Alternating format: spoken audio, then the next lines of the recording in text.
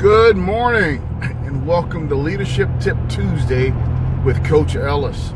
This is the day where I talk to people about leadership issues, whether it's corporate, nonprofit, family, church, because it doesn't matter where you are, leadership, the principles are the same no matter what venue you exercise them in.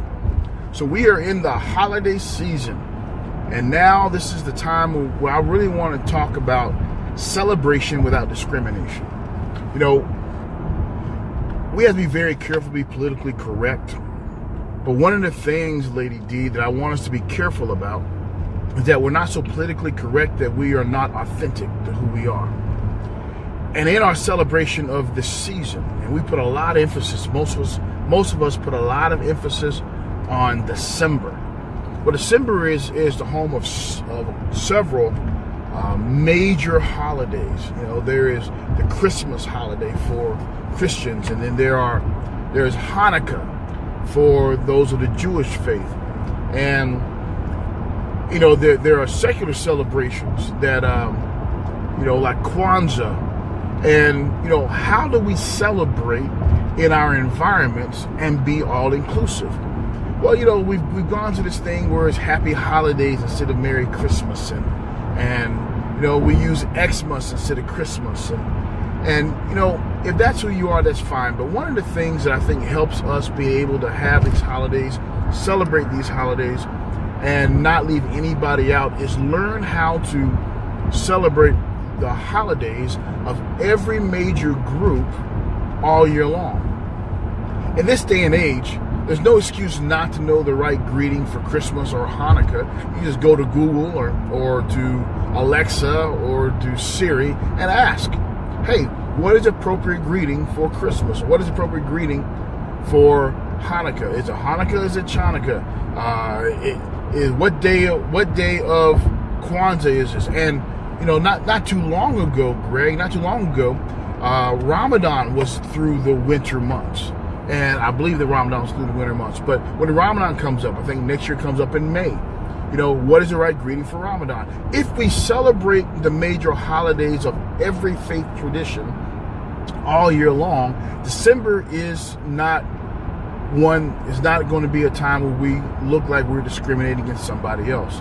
So we should make it up on my calendar at the office. In my calendar, my coaching calendar, I have every major holiday from the Muslim world, from the Jewish world, from the Judeo-Christian world outlined on my holiday, plus all the national holidays, so that I can make sure that I am appropriately recognizing those members of my team that may believe different than I do. Now, here's a note. It does not mean that I have to agree or I have to celebrate the holiday with them. All it means is I'm acknowledging that they are celebrating. So whatever they are celebrating, that simple acknowledgement helps you as a leader. It shows your team that you care about what happens in their lives. And nothing builds trust, nothing builds comfort than knowing that when I'm celebrating my holiday and most people don't celebrate, that somebody who I look up to, somebody I respect, recognizes it. So during Kwanzaa, when somebody says, hey, happy Umoji or Imani or whatever the day it is, and they understand what it is, that's good stuff. So, Greg, it's important that during these times that we actually take time to recognize the celebrations of others. Because here's the thing.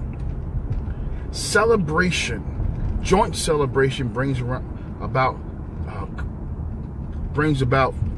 camaraderie, and that is always important when you're building and maintaining a team. So here is the tip, leadership tip, is to make sure you understand the celebrations that are going around you. Celebrate all year so you don't have to discriminate one time of the year. Hey, this is Coach Ellis. Got questions, comments, agree or disagree? Hit me up at coach@elliscrum.net or catch me on Facebook at Coach Ellis on Facebook. So until next Tuesday, the day after Christmas, have a Merry Christmas, have a Happy Hanukkah, Happy Kwanzaa, and have a one-tabulous Leadership Tip Tuesday. We'll see you next week. Bye-bye.